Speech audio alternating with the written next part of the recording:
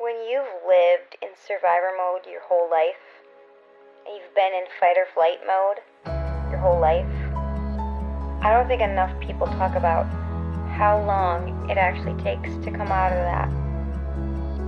First, you have to get to some place of stability, which can take a while. And in order to get there, you have to learn healthy boundaries. You have to change within yourself. You have to let go of people, places, and things. And you have to stay firm in those boundaries. It takes time to do that. But then once you start to do that, things gradually change and they get better, and it doesn't happen overnight. You have to learn self-discipline. You have to put your time and energy into things that are going to better your future, not in the fleeting moments of things that will give you gratification. And then you have to, when things go wrong, when there's a bump in the road, not freak out like it's a crisis every single time, because you're so used to that anytime there's a little bump in the road, you're triggered, and you have to learn to stay calm, to not let it affect you, to not let it go too far to your head to where you can't maintain and focus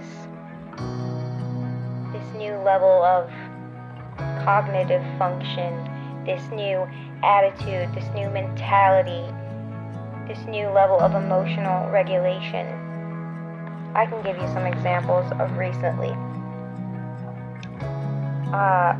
Rent issues, change in that, unexpected.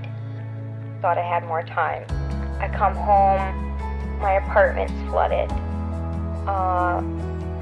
Doing something important and having major connectivity issues with the internet, and a problem that's going to cost me like 10 hours of work, things like that. Being frustrated and discontented by things like that in the moment, where it might seem like a major crisis, but it's really not.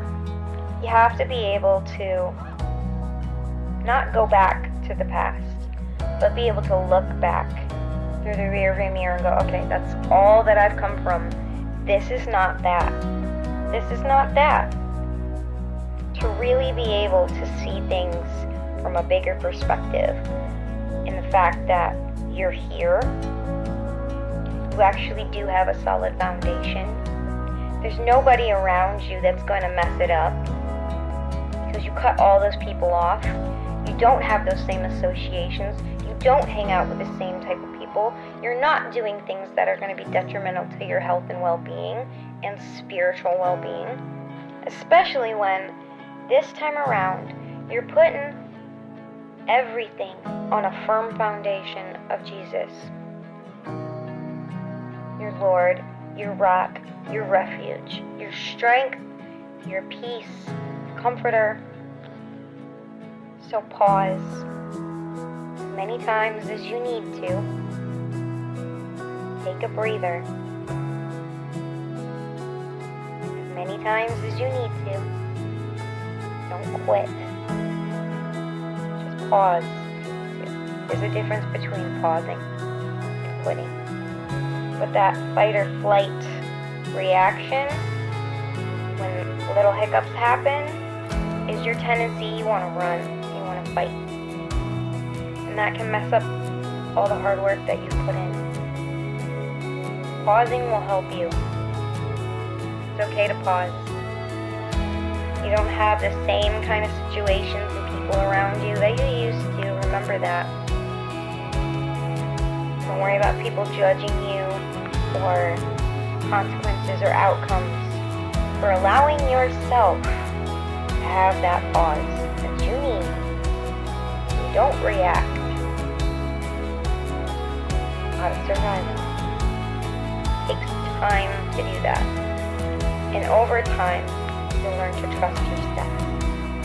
You'll learn to trust the ground you're walking on, because you know that it's firmly placed in the Lord. And what's meant to be will be. It'll work out the way it's supposed to, even if it doesn't. This is not that. You are not in